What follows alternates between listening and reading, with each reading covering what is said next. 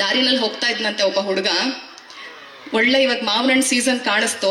ದೂರದಲ್ಲಿ ಒಂದು ಮಾವಿನ ಮರ, ಒಂದು ಒಳ್ಳೆ ರಸಪುರಿ ಮಾವಿನ ಹಣ್ಣು ಬಿಟ್ಟಿದೆ. ಆ ಹಣ್ಣನ್ನ ಅವ್ನು ನೋಡಿದ್ನಂತೆ. ಮಾವಿನ ಹಣ್ಣು, ಒಳ್ಳೆ ರಸಪುರಿ ಮಾವಿನ ಹಣ್ಣು ಬಿಟ್ಟಿದ್ರೆ ಏನಾಗುತ್ತೆ? ತಿನ್ಬೇಕು ಅಂತ ಆಸೆ ಆಗತ್ತೆ.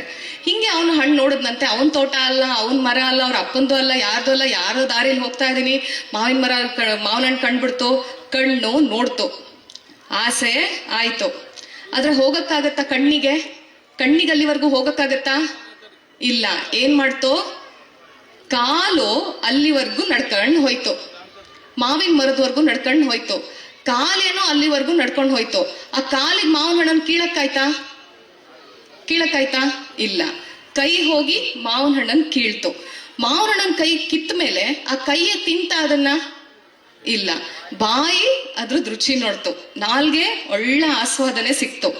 ಆ ಆಸ್ವಾದನೆ ಬಾಯಿನಲ್ಲೇ ಉಳಿತಾ? ಇಲ್ಲ. ಅದನ್ನ ಒಳಗಡೆ ನುಂಗಿದ್ವಿ.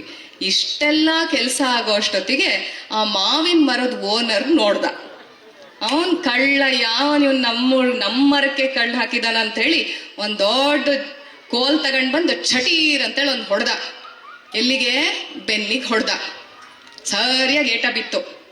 ನೋಡಿ, ಮಾವಿನ ಹಣ್ಣನ್ನ ನೋಡಿದ್ದು ಕಣ್ಣು, ಹೋಗಿದ್ದು ಕಾಲು, ಕಿತ್ತಿದ್ದು ಕೈ, ತಿಂದಿದ್ದು ಬಾಯಿ, ರುಚಿ ಸೌದಿದ್ದು ನಾಲ್ಗೆ, ಹೋಗಿದ್ದು ಹೊಟ್ಟೆ ಒಳಗಡೆ.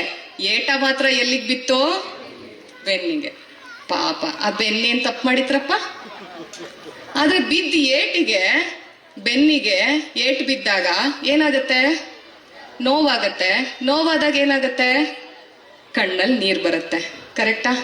ಸರಿನಾ? ಕಣ್ಣೀರ್ ಬಂತ? ಅವ್ನ್ ಜೋರಾಗಿ ಅಳಕ್ ಶುರು ಮಾಡ್ದ. ಅಯ್ಯೋ, ಅದು ಈ ಮಾವಿನ ಹಣ್ಣು ತಿಂದು ಏಟ ತಿನ್ನಲ್ಲ ಅಂತ ಹೇಳಿ ಜೋರಾಗಿ ಅಳಕ್ ಶುರು ಮಾಡ್ದ. ನೋಡಿ, ಆ ಮಾವಿನ ಹಣ್ಣು ನೋಡಿದ್ ಎಲ್ಲಿಂದ? ಕಣ್ಣಿಂದ. ಆರಂಭ ಎಲ್ಲಿಂದ ಆಯ್ತೋ? ಕಣ್ಣಿಂದ. ಅಂತ್ಯ ಎಲ್ಲಿಗೆ ಬಂದ್ ಸೇರ್ಕೊಳ್ತೋ? ಅದೇ ಕಣ್ಣಿಂದ. ಇದನ್ನೇ ನಾವು ಕರ್ಮ ಸಿದ್ಧಾಂತ ಅಂತ ಹೇಳಿ ಆಧ್ಯಾತ್ಮಿಕ ಕ್ಷೇತ್ರದಲ್ಲಿ ಹೇಳುವಂಥದ್ದು. ಇಷ್ಟೇ ಸಿಂಪಲ್.